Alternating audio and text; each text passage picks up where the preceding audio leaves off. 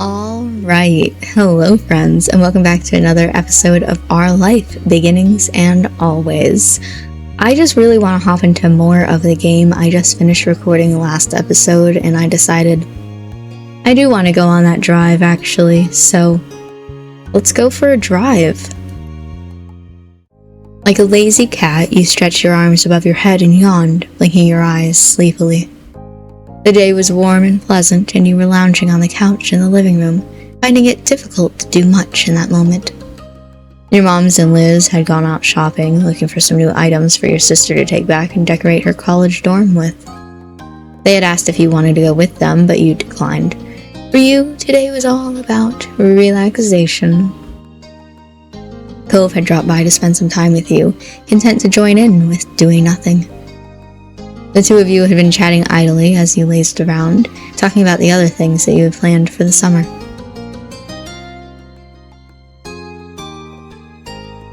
You were stretched out across him as he sat on the couch. I don't know, we do have two couches. I do want to say that we're both stretched out on the couch, but that's not an option. So maybe if that can't be, we'll be sitting on the same couch and have our feet up on the table, right? That sounds good. We were sitting next to each other. One of his legs was stiffly crossed over the other, and he had barely looked at you the entire time he'd been there. The day dragged on, and you found yourself yawning more and more often between conversations. I just want to know what all the other options say. Like, if he sits on his own couch and I sit on mine, your legs are tucked up in a cushion propped against your side. It's comfy. Sitting next to each other might have caused a level of awkwardness. Okay. If he's on one couch and I'm fully stretched out on the other, you had your feet propped up on one of the armrests and stuffed a comfy cushion between your head, or beneath it, totally settled in. Okay. Stretched out across him as he sat on the couch. You had your feet propped up on one of the armrests and used Cove as a comfy cushion beneath your head. Totally settled in. The same thing as before, but now Cove is pillow. Cove is tense, his legs almost as stiff as two logs. That made things not as comfortable as you would hope for. This is fun. Let's sit together on the couch. Anyway, the day dragged on and you found yourself yawning more and more often between conversations. You'd almost dozed off completely when suddenly a buzz rang out, disturbing the silence. Your phone was on its charger in the kitchen, so it couldn't have been that. Cove pulled his own phone from his back pocket and checked the screen. His movement had jostled you, so you tried to readjust your position to get it right again. It's my mom. Cove waved his phone in the air, giving you a small smile. I'm gonna take this. I'll be right back. Sure. You gave him a light nod of the head. He got to his feet and stretched out, answering the call and holding the phone to his ear as he headed off. Hey Mom, what's up? Tell her I said hi. He turned to give you a nod, smiling as he walked backwards towards the door. The lock clicked behind him as he exited the house, and you sank back onto the cushions, idly trying to decide what to do next. After electing to grab your own phone from its charger, you resumed your position on the couch, tapping away at the screen. Your mind drifted away from the thoughts of Cove and his phone call with all the many ways your device could distract you. It was an effective enough way to kill the time, and you had managed to do various little things when the door opened again and Cove returned. I'm back. I see that. You watched as Cove strolled over to where you were still sitting. So, good news or bad news? He sighed dramatically and let his forehead fall against the couch back. Bad news. I know I just came back from visiting my mom, but say it isn't so, Cove. Well, last time I flew there, every time I just fly there and back, and so there's a lot of stuff I've left over there because I couldn't take it all with me on the plane. Now that I'm not going to be visiting her like I used to, I'll have to go get it at some point. Okay. He gave you a look that you thought seemed almost guilty. Some of it's pretty big, and so it's not really practical to have it shipped. I can drive over and pick it up. When will you go? That's what my mom wanted to know. She thought it'd be best to do it soon before things get even busier. He paused and let out a soft sigh, his shoulders drooping, as if he really didn't want to be the one to have to tell you that. I think that's probably the idea that makes the most sense too. It'd be good to get it over and done with. I'll be setting out as soon as I can. Today? Oh, another trip already then. He sighed and dropped his head again. You could tell he wasn't any happier about having to go than you were about seeing him leave.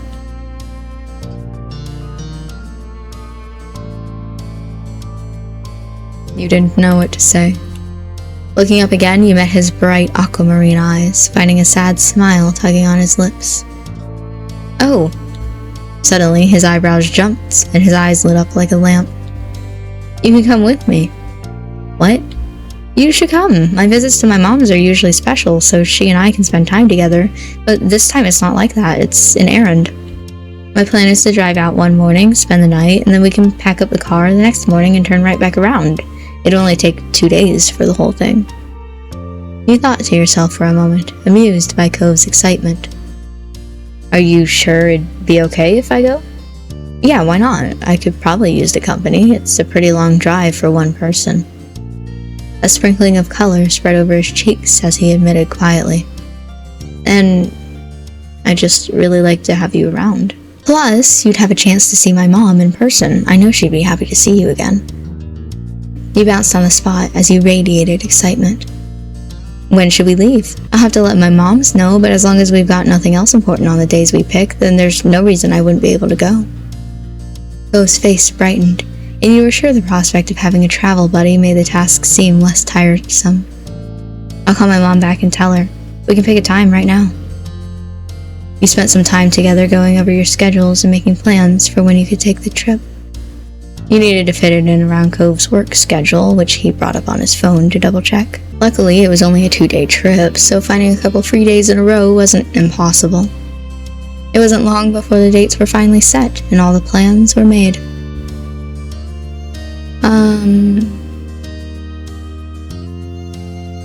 You were content with the plans. It would be a good chance for you to get out and see more of the country, and it wasn't much of an inconvenience. No matter what you thought about things, the morning when you were due to leave arrived. It was cooler than usual, the sun barely peeking out over the tops of the houses. You stood outside your house on the footpath near the road, waiting for Cove. You yawned loudly, covering your mouth with the back of your hand. Mornings were always a struggle. With your travel bag clutched in one hand, you watched as Cove finished packing up his car. He had organized all sorts of things, water bottles, snacks, and who knows what else. Oh boy. Cove insisted he had everything under control and didn't need help. At least you could rest easy, knowing that it was all taken care of. As you waited, you glanced over Cove's car. You knew it well. It used to belong to Mr. Holden, and when Cove had learned to drive, it passed to him. His dad had taken the opportunity to get a newer one. It was pretty old at this point, but it had served both of them well so far. You just hoped it had enough life left in it to survive a trip as long as the one you were embarking on. How long is the trip between, where are we, like California, and she's in Nevada? I want to look it up, but there's no exact places, so. The slam of a door closing made you jump. You snapped back to focus and saw Cove was walking towards you. He dusted his hands off on his pants and tilted his head towards the car. That's it? Ready to go? Yeah, I'm ready. He smiled and stepped aside, giving you space to situate your own bag where you wanted it. Once everything was safely inside, he glanced back at you. We should get started. It's gonna be a ways to go. Woo! Let's get this show on the road. He chuckled at your enthusiasm, shaking his head slightly. The two of you climbed into the car and buckled up, Cove in the driver's seat and you sitting shotgun. His eyes moved to you. Thanks again for coming on this trip with me. Hey, I'm doing this for me too. It'll be fun. After checking the mirrors and starting the engine, you pulled out of the driveway. I pulled out of the driveway? He's in the driver's seat. And the trip began.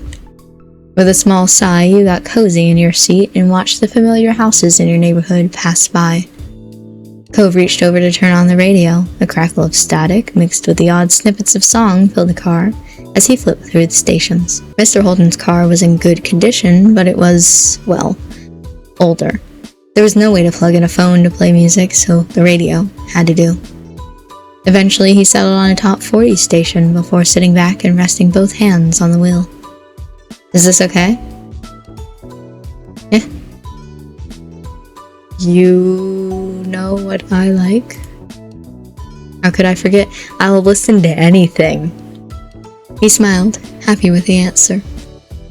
Time flew by, and with it the scenery outside your window became more and more unfamiliar. It was a little fluttery being alone in the car with Cove for so long. There was nowhere else he would have rather been. Every now and then you'd look over and sneak a glance at him, wondering what he was thinking about.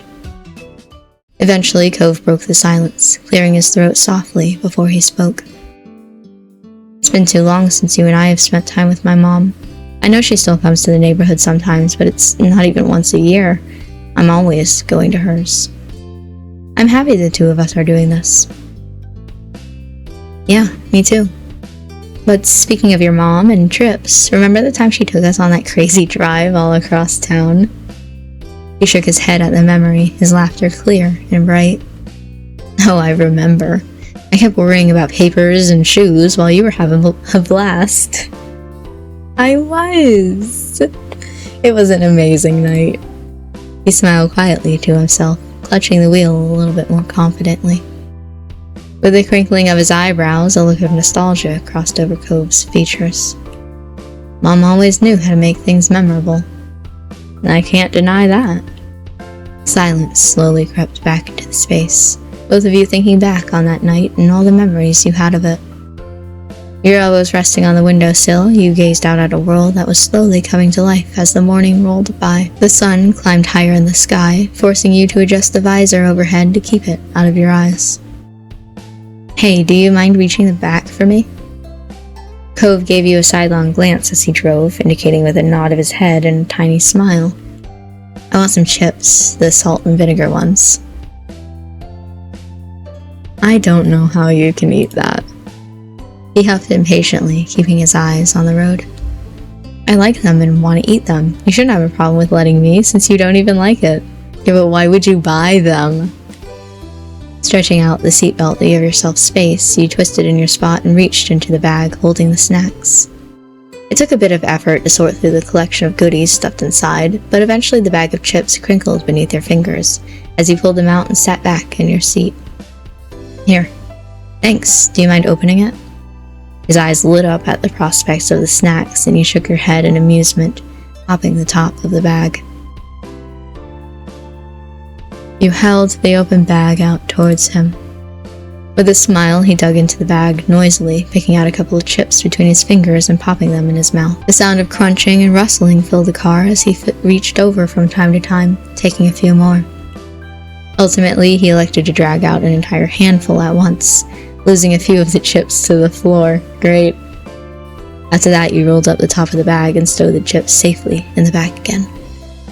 When you turned to the front, it was to find Cove crushing the fistful of chips into his mouth, all at once, crunching loudly. He wiped his hand on his pants absent-mindedly before gripping the wheel and spilling crumbs all over the place.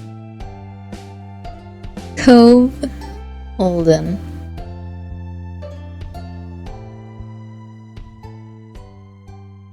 None of these are my reaction. You're like a little kid. He snorted and pulled a hand from the wheel once more to flick the salty residue from his fingers at you. With a gasp, you raised an arm to defend yourself. You shook your head at the mess of crumbs that fell from his mouth as he chuckled. See what I mean? The hours drifted by much the same way as that, with the two of you snacking and chatting as the day stretched on. It was fairly calm and quiet, traveling along the open road, and you found little in the way of interruptions. At one point, you passed a "Welcome to Nevada" sign, and Cove gave a tiny cheer. He was in disbelief that the two of you were seriously all the way in another state like this. Eventually, you had to stop for gas and made a detour at a small diner to grab a proper meal that didn't consist of chips and candy. After refueling both the car and your stomachs, the drive was back on, just as the sun began dipping beneath the horizon and bathing the sky in a wash of orange light. Cove informed you that there wasn't too much longer left to go. You were almost there. When night eventually fell in a blanket of darkness, the drive finally came to an end. Cove pulled into the parking lot of Kyra's apartment building, the glow of the car lights disappearing as he turned off the engine, and let out a heavy sigh. We made it. We're here. The two of you exchanged tired smiles, having successfully, and safely, completed one half of the trip. You were relieved to have actually arrived and eager to get out of the car and stretch your legs. You took the stairs up to the building together. After a knock, you were roughly met by a flash of green hair as Kyra opened the door and immediately took her son in her arms. Ooh! Look at her. Okay. I feel like you had better style when you were younger, but I think you have better hair now. There he is, my gigantic baby boy. She squeezed him for a moment and then pulled back so she could examine his face. Are you even taller than the last time I saw you? Cove gave you a look and rolled his eyes amusedly as she patted the tops of his shoulders proudly. You say that every time I'm here. Doesn't even make sense right now. My last visit wasn't that long ago. Kyra simply laughed before letting him go fully and ushering the two of you into her apartment. Then she turned to you, a wide grin pulling at her lips. Kit, it's so nice that you came along with, and as a bonus, you've both arrived in one piece. It's good to see you, Kyra. It's been too long. Kyra beamed at you both, and while you would have loved nothing more than to settle down and rest after the drive, you could see that she wasn't going to let you go that easily. So, how was the trip? I admit, I was just a pinch worried. We barely made it. Oh, she woo. It was okay. We made it without a scratch.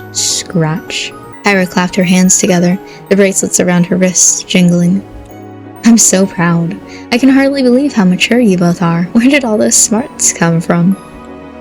Cove ran a hand over his hair with an awkward chuckle. I don't know, maybe I got some from my parents.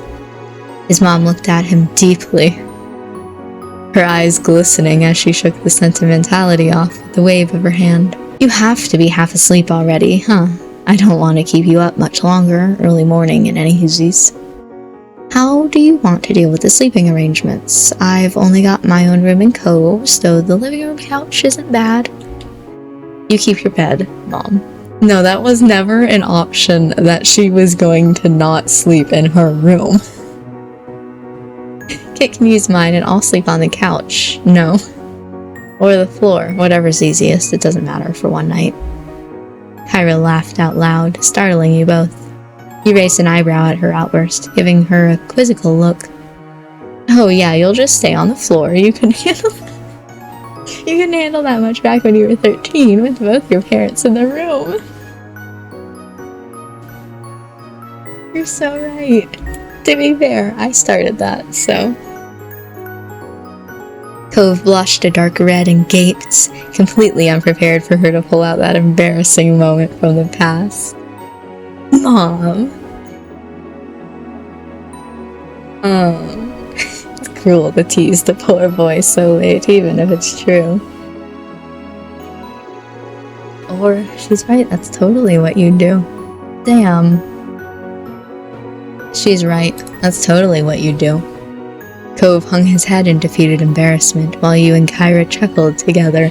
Unfortunately, Cove, you brought me to see your mother, and if you learned nothing from the past, it's that we will team up together to embarrass the hell out of you. I wouldn't do it normally, but if I can team up with somebody, oh, you're getting wrecked. I'll sleep on the couch in the living room. Cove shook his head, dismissing the idea immediately. You're the guest. Yes. Guests sleep on couch. People who own bed sleep in bed because they own it. I don't want to take your bed. Well, I don't want to take it from you, and I said it first. The two of you narrowed your eyes at each other stubbornly. Kyra took that as her cue to step in. My house, my rules then, and you know who I have to side with. Kyra! I'd like you to take the bed, Kit. Kyra! You would force your baby boy to sleep on the couch? That is shocking from you. Are you sure? Are you feeling okay? You're not supposed to say that. You hesitated a moment, but it seemed like you had to accept the hospitality. With a small sigh, you gave in. Alright. Cool. So, would you be okay with me sleeping on the floor in the room? I'd rather be there than out in the open in the living room, even if there is the couch.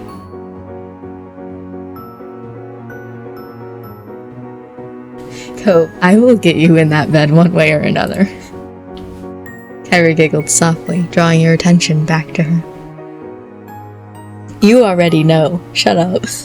All funny stuff aside, you need to get some sleep for tomorrow.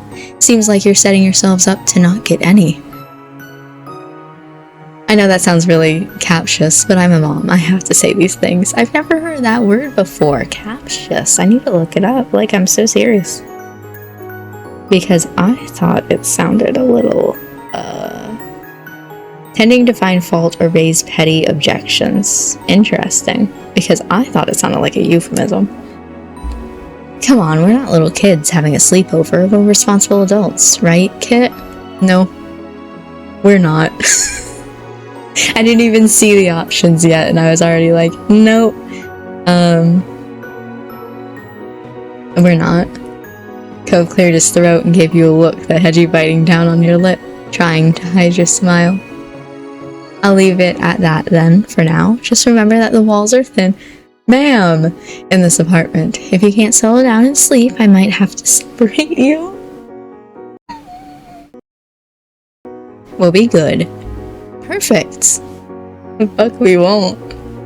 Kyra clasped her hands together, her bracelets softly tinkling against each other again. It's only getting later, so I better let you prepare for bed. She nodded towards the hallway and gave you a small smile. I'll play hostess for a sec and show you where the bathroom is first, Kit, and where you'll be staying the night. Thank you. You hoisted your travel bag over your shoulder and followed behind Kyra and down the hallway. Cove shuffled along behind you, disappearing into the bedroom while his mom had you go to the restroom. Make sure you pee before you go to bed. The apartment was small but nicely decorated in soft, cool colors, with plenty of artwork hanging on the walls to give it character. It was stylish, and exactly what you would have expected from someone like Kyra.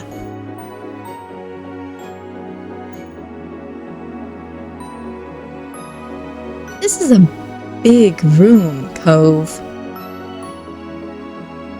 Like, this is a master bedroom, Cove. After being shown the bathroom and wishing Kyra a good night, you headed into the room and found Cove already there. He had changed into his sleepwear for the night as well and set aside his glasses already. Looking around, you found the bedroom to look much the same as the rest of the apartment, but with small ocean elements you were sure Cove must have enjoyed when he stayed here. All in all, the room was pretty and clean, though it almost looked more like a hotel guest room than a bedroom. Cove only spent a few weeks out of the year here, so it made sense that it wasn't especially lived in. I hate these pajamas on you, just by the way. I'm taking you shopping. What do you think? It's pretty nice, huh? Mom always keeps it clean and everything, even when I'm not here. It's a great room. Cool, I'm glad you like it. He seemed pleased enough with the response and gave you a small smile before opening the zip on his bag. When you went back to the room, you jumped in bed and under the covers, just as Cove was shuffling into his sleeping bag on the floor. You waited until he was settled in before you flipped off the lights, and a soft glow from outside peeked in through the blinds, casting shadows over the floor. You closed your eyes, blocking everything out. Night, Kit. Good night, sleep tight, don't let the bed bugs bite. The room grew quiet as the two of you wound down for the night, and you found yourself listening to the sounds of the city outside the window. The noise out there was so different to what you were used to back home. Cars zooming past and people out having fun, instead of crashing waves and ocean winds cocooning your house in their embrace. It feels familiar, don't you think? We've been having sleepovers for years. Cove mumbled quietly and rustled in his bedding, turning to face towards your location. Right? It feels like I've had this view so many times, looking up over at you tucked into bed. He trailed off a little, and you assumed he was drifting off to sleep, too tired to continue the conversation. But then, as if a switch had been hit, he sprung up, startling you as he shot upright in his sleeping bag. Wait a minute. Why am I always on the... Because you keep laying on the floor. What? You raised your eyebrows at him through the dark. The times I slept over at your house, you got to stay in their bed. It was your bed, after all. But when it was my family hosting things, Dad always made sure you got a bed there. Like the RV? Uh-huh. The words spilled out of him faster and faster, the pitch of his voice rising as the revelation spiraled. He'd say that you were the guest, so it was only right. No matter what, I've always been the one who takes the floor. Every time. This is a racket.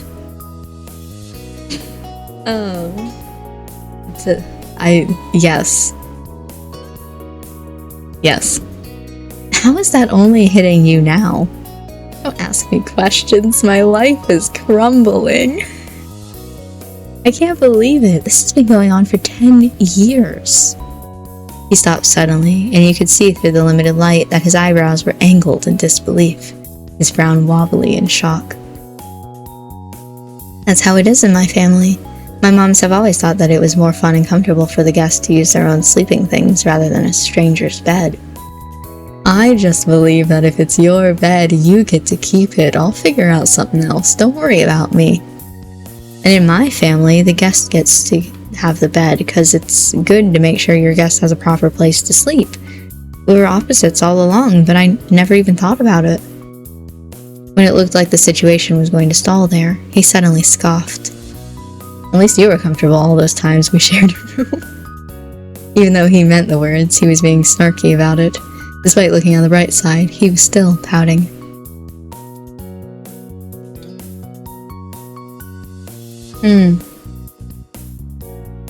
I do also thank you for making the sacrifice for me, but I did offer for you to take the bed tonight, you know. I do know, but you were still the guest, and I hadn't had the epiphany. With a tired sigh, he flopped back down. I'm getting you in this bed somehow, Cove. I can make do with the floor, for old time's sake. No. Some real humor came back to his tone. It's basically a tradition by now. Why don't we share? It's big enough. Kit. Don't look at me with that face. Head out the window if you're gonna be sappy about this. Cove is perfectly still on his back, his eyes firmly fixed on the ceiling above him. Told my mom I was gonna sleep on the floor. He sounded tense, though you hadn't meant for the offer to make him so, because she thinks that you're gonna hop in here, and you just want to prove her wrong. There's a perfectly good bed in the room that you would both fit in, and besides, I'm jumping out the window. You like the idea of having him close. You've done it in the past. Yeah, I know, but it probably isn't the best idea right now. I was a pretty dumb kid. You're already doing me a favor by coming here in the first place. Just let me do this one thing and give you the bed. That's what I want for this trip, okay? Pursing your lips tight, you gave a small nod and admitted defeat. No!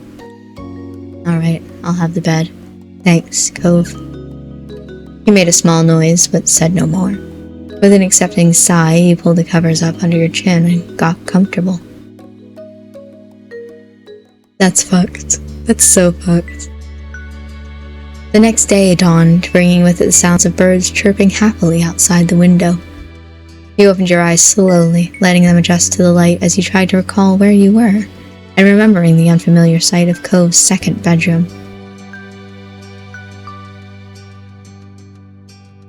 You had woken up on your own.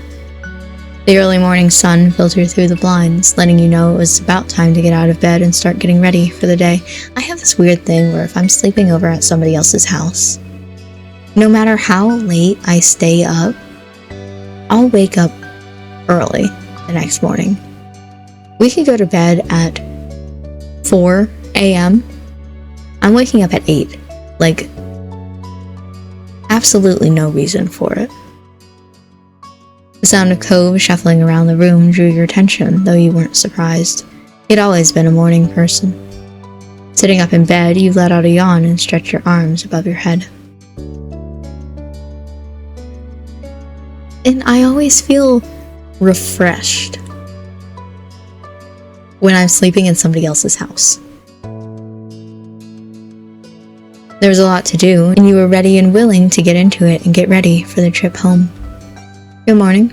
How did you sleep? On the cold, harsh floor. Pretty good, thanks. You? Yeah, it was fine. You pulled yourself out of bed, grabbing a fresh change of clothes and your toiletries, before heading to the bathroom. After all that, you met Cove back in his room. He was sitting on the floor when you entered, sorting through a bunch of stuff in a box, determining what to bring and what to leave behind. Hey. Can you pull out the stuff in those drawers? You nodded, though he hadn't even looked up from his task, so you knew he wouldn't have seen. Heading over to his drawers, you started the task of taking out various items and setting them on the ground in front of Cove. Another hour passed by in silence. You were happy to see you were making great progress with Cove's room, with only the closet left to sort through. You took a minute to take a mouthful of water from your bottle and perched on the edge of the bed, feeling productive. Cove glanced over at you and paused, putting down the tape gun he had been using to seal up his boxes. You raised an eyebrow. You know, it's really strange to see you sitting in this room.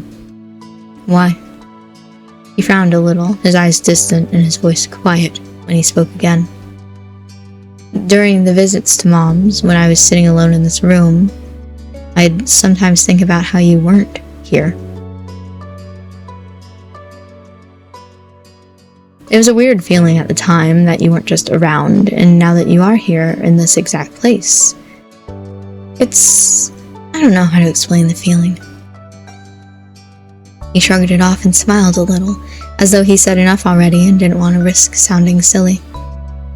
Life is pretty confusing, is all.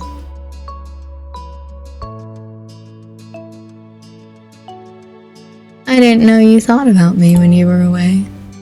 He huffed a laugh at that, his eyes crinkling at the corners as he made a face at you. Not like I could forget you. He looked away, satisfied, heading over to the closet, and the last of the items to be sorted. Before long, every box, closet, and drawer had been thoroughly combed through, with the items either neatly packed up in boxes or organized and returned to their proper place. With a sigh of relief, you glanced around the bedroom and the work you had done together. We're done. Good job to us. I'm going to change out of my PJs for the drive. Yeah.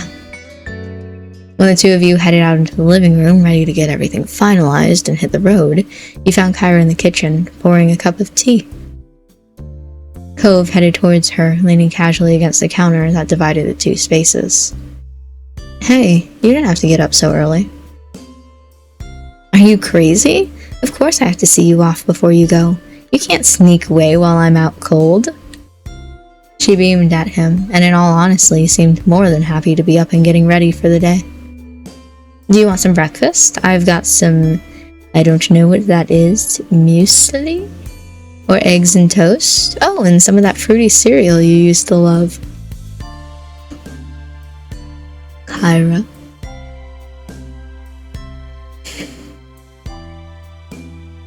You are my favorite adult. My favorite cereal is fruity cereal. That's okay. No, Cove! We should really eat on the road. Kyra smiled sadly, a little disappointed, but she seemed to understand that your time was running thin. I thought you might say that. In that case, I packed you some snacks for the road. Even if you don't end up eating them, take it anyway, just in case. You can always feed them to Cliff when you get home, and tell him I said hi. Cove laughed and shook his head, knowing his dad would love nothing more than to polish off whatever food Kyra had prepared for you. Thanks, Mom. You really didn't have to.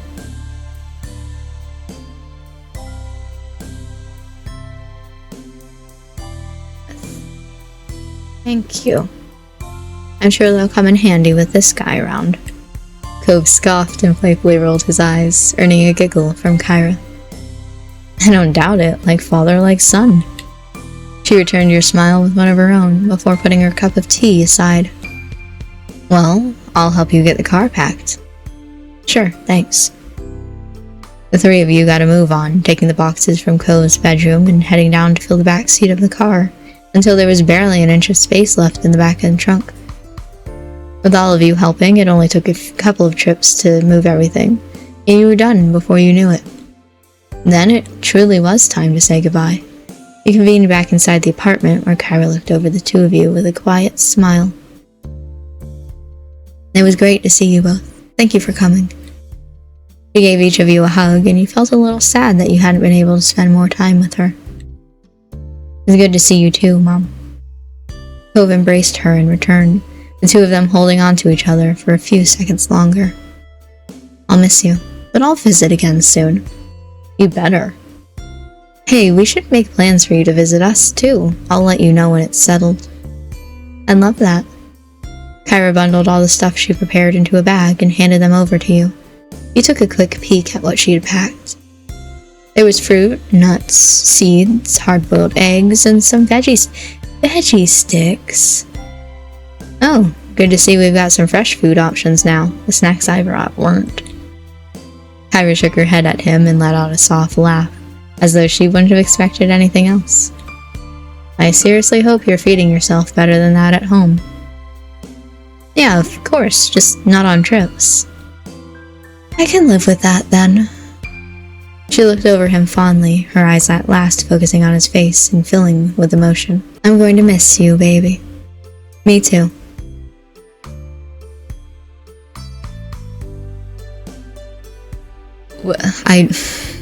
And between thank you and we'll all be together again before you know it, thank you.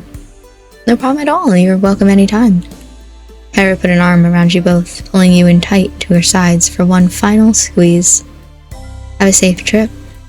We will.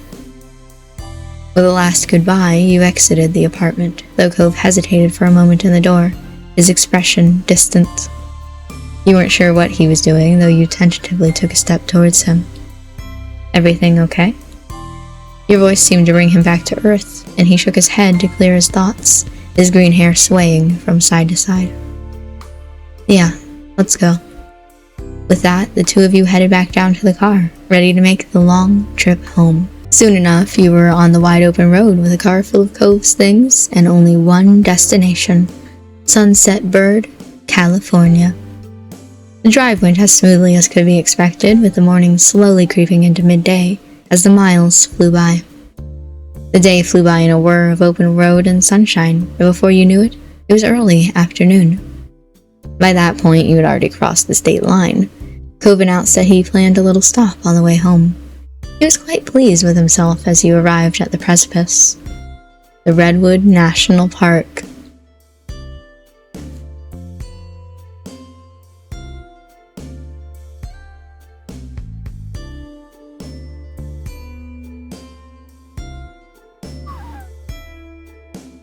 You're joking.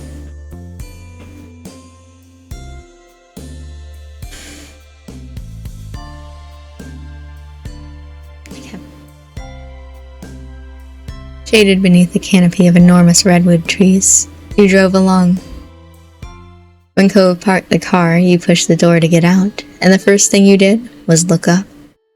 Enormous redwood trees surrounded you on all sides, their massive trunks shooting straight up into a canopy of foliage overhead.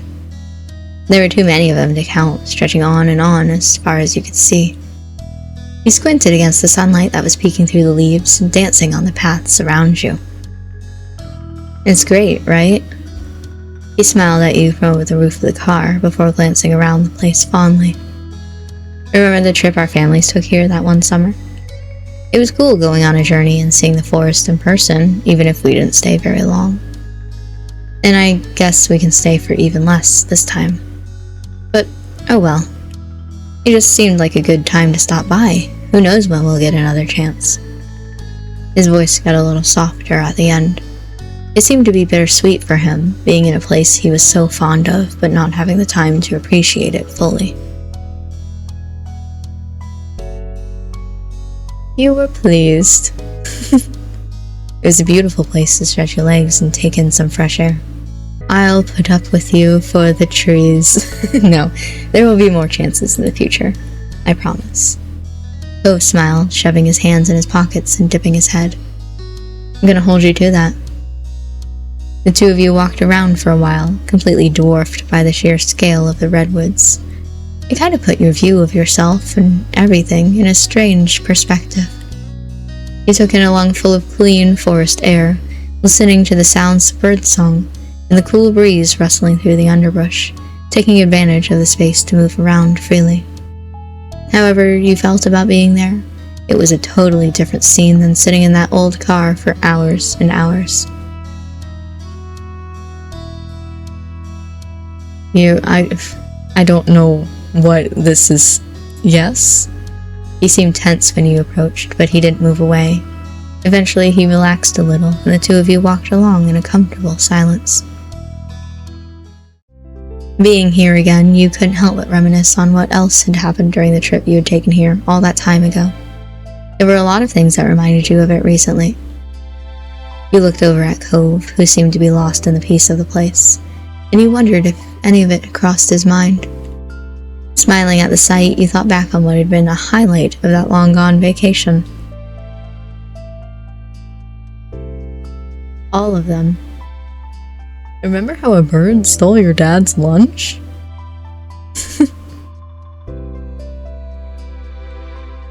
You know we spent the night in the loft together, just like we could have last night, but you were a little bitch about it.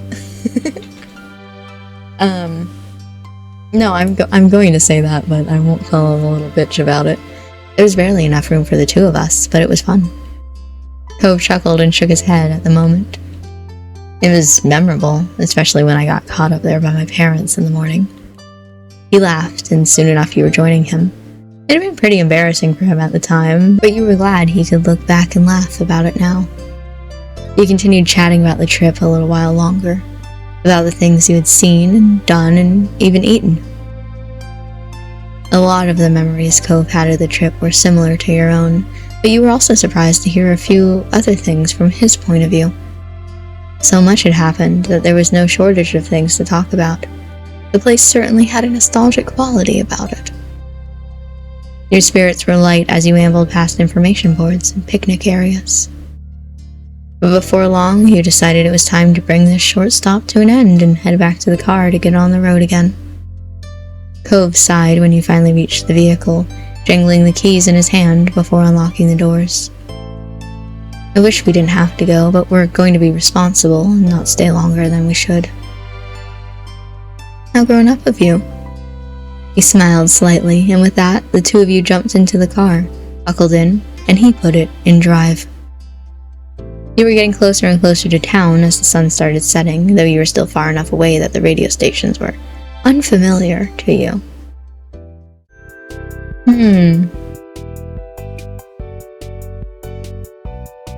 Yes. Cove twisted the dial this way and that before stumbling onto a channel with a song he seemed to like. It was a rare gift from the fates in a sea of static, strange radio jockeys, and grating tunes. His face immediately brightened at the sound of it, and he drummed his fingers along the bottom of the steering wheel happily. Sitting back in his seat, he bopped his head along in time to the tune. If it's a song I know, I would sing along. Cove raised a pleased eyebrow at your vocalization. Emboldened by you, Cove decided to do a little lip syncing. You can't even sing as well, you gotta lip sync. Every now and then a part would be stumbled over, and by the end you were both laughing too much to continue. The song ended, and Cove reached over to start cycling through the radio stations again. Upon finding nothing intolerable, he flipped the dial off in defeat and leaned back in his seat with a sigh. You rested your head on your hand and stared out at the window as the sky darkened, watching the landscape slowly melt into more familiar views. The miles went on, and any energy you had earlier was beginning to drain away. You imagined home and your family. You'd be there together soon. You know, I spent all these years living in Sunset Bird and taking a few weeks each summer visiting my mom in that second room. That's not going to happen anymore. Not really. I can still see my parents, but the way it all works between us has changed. Forever. He paused, the silence stretching. A serious look settled on his face, his thoughts far away.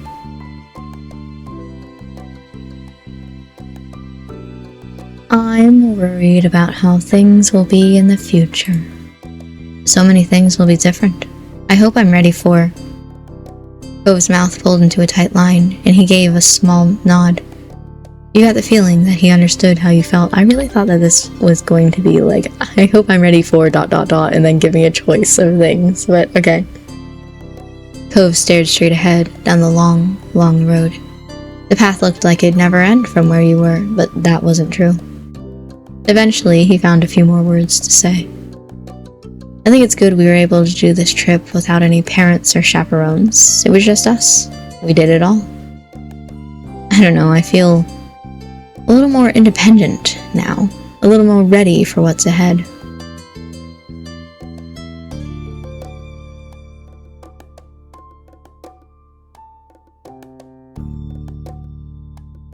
This, but also right. It's like a real first step to being on our own all the time. It'll be here before we know it. The topic seemed to wear on Cove, and he made an attempt to find something else to speak on. So, I'm kind of sad about getting back. I'm gonna miss having you right there tonight. Stop the car. Jump out the window. He grimaced and leaned forward, his shoulders tense and his eyes hyper-focused on the road ahead. I'm sorry, I didn't mean that to sound weird or anything. It's just nice to hang out. That isn't strange. I can understand it. Cove gave you a small smile, one that you returned, and the two of you fell into a more comfortable silence. The sky outside grew even darker as the hours passed by, the stars blinking on like tiny fireflies painted onto a canvas of blue. The scenery continued transitioning between open roads, industrial areas, and beach towns, becoming increasingly recognizable as time went on. You felt somewhat disconnected from the world around you as you watched it through your window, your tired mind growing hazy. I'm gonna fall asleep in this car. It was a strange, reflective feeling, but peaceful nonetheless. Soon enough, the world would return to you, and you'd find your feet firmly on the ground. Couldn't be helped. The adventure would end, life could continue, but your memories would linger on. I really wish I got Cove Holden to get in that bed with me. That was fun though, you know, just going to Nevada. Seeing Kyra again. Getting to be mean to Cove in a teasing sort of way. And now we have DLC moments. I'm excited, but I think I'm going to end this episode here.